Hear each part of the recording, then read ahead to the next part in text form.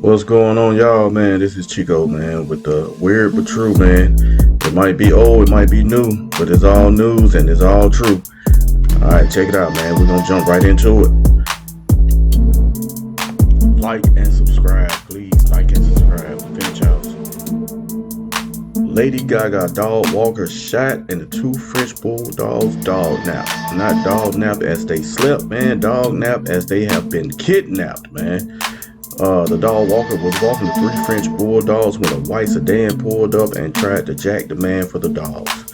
A fight ensued. It was all caught on camera. A gunshot rang out, and two of the three French bulldogs were dog napped. The third French bulldog seen here took off on paws, or I guess you would say took off on feet, and later was recovered and given back to the singer.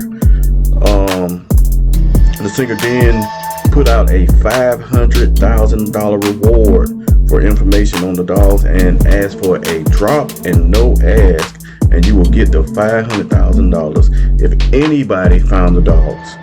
Well, somebody did find the dogs tied up to a pole in an alley in an undisclosed place for their safety. Returned the dogs to a local police station. Gaga positively identified the dogs, and the dog walker is recovering in a hospital. That's right, y'all. People out here getting shot over dogs, man. Y'all ever heard of a copycat killer?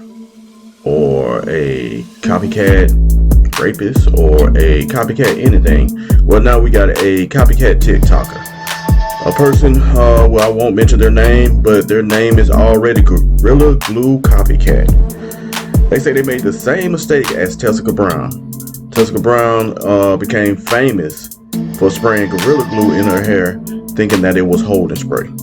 Yeah, it was holding spray, alright. It held for months. She came to social media asking for help or anybody had any solutions to get the spray out of her head, and when everybody stepped up, started giving her money, and, you know, like Beyonce hairdressers and stuff like that started saying that, you know, they'll help and stuff like that. Well, I guess this TikToker didn't like that was receiving so much attention and felt like they needed that attention too. So what do? They go out and get the glue. That's right. They went out and got the glue, put it in their head, started having the same complaints as Tessica. Actually went to the hospital, and some say that she actually quoted Tessica. That's right, a copycat TikToker. Wow. Richard Barnett. Y'all know who that is. This guy here was the guy who put his size 15 Wolverine boots on top of Nancy Pelosi's desk.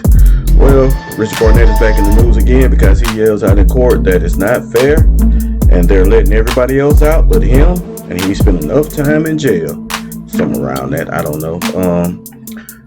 Barnett, which is 60, became famous for putting his feet on Nancy Pelosi's desk and stealing mail from her office.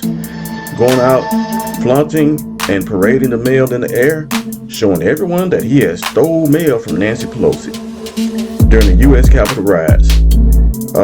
Well, you said that's not strange, and you know what I'm saying, this is where it gets good, man. I'm telling you, it gets good. This is strange because Barnett is charged with aiding and abetting, disorderly conduct, demonstrating in a Capitol building, and theft of government property. And I broke it down for y'all. Theft of government property. Barnett pleaded not guilty. Yep, not guilty. Besides two other people, the FBI said that Barnett was one of the easiest ones to find because they were in the camera so much. So, I hear you, Bo. Alright, let's talk about the courts too, man. Check this out, bro.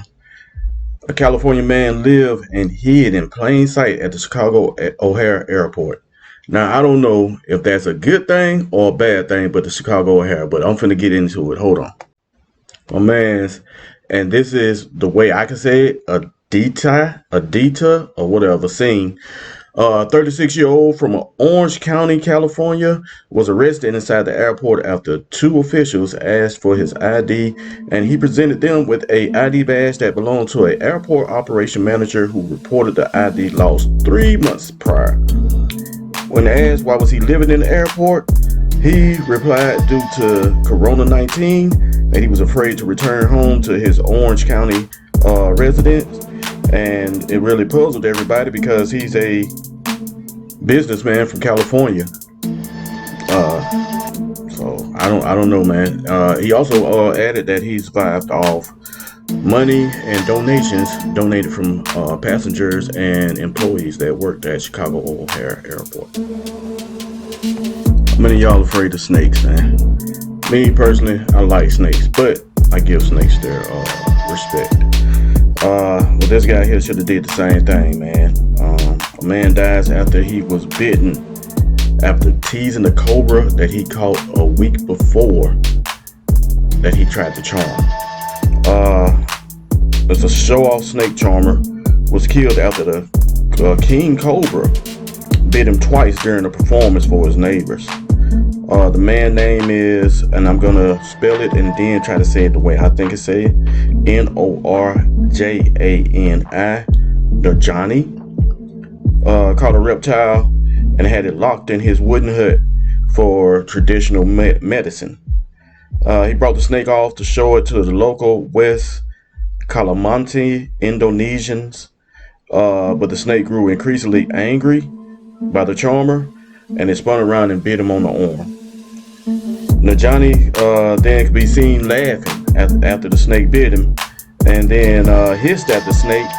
And when people tried to come to his safety and just come to him and see what was he okay, he waved the people off. Now, so I don't know if he waved them off for their safety. I don't know if he felt like that the snake didn't do that much damage. But seconds later, the snake turned around and dug his fangs in Najani's face. After that, then people came and they just took over. 2 hours later, Najani felt sick and decided that he was ready to go to the hospital.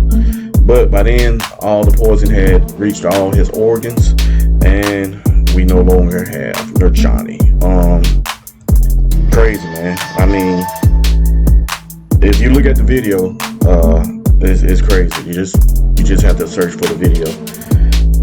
But in revenge, after Najani died at the hospital, the family went out, found the snake, and cut the snake head off so it wouldn't hurt anybody else. But he was the one that caught the snake and tried to charm the snake and was killed by the snake, and then now they go out and kill the snake. So, man, it's crazy, bro. Some weird, but it's true.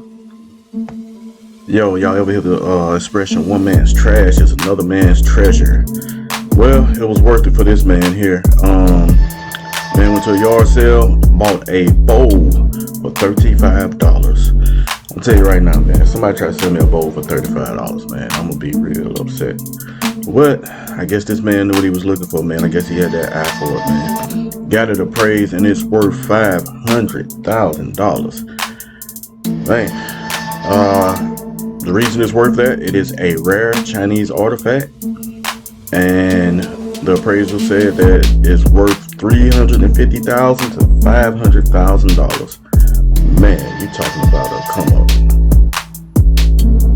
All right, ladies and gentlemen, man, thank y'all for joining us at the Finch house for some weird and true news. Man, let me know, man, what y'all want to hear, man. It's my first time doing this, so I'm up for improvement. Before I go, man, hit the like, hit the subscribe button, join us. We got plenty of content on the channel already.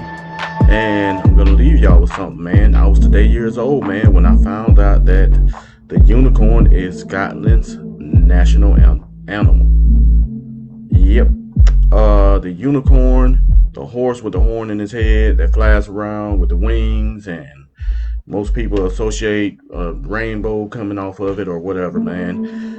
Hey, Scotland got it as his national animal.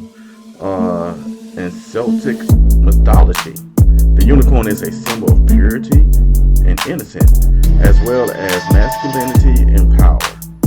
So that's why they made it their national animal. Hey, man, appreciate y'all stopping by. Like, subscribe. Can't do it without y'all. Peace.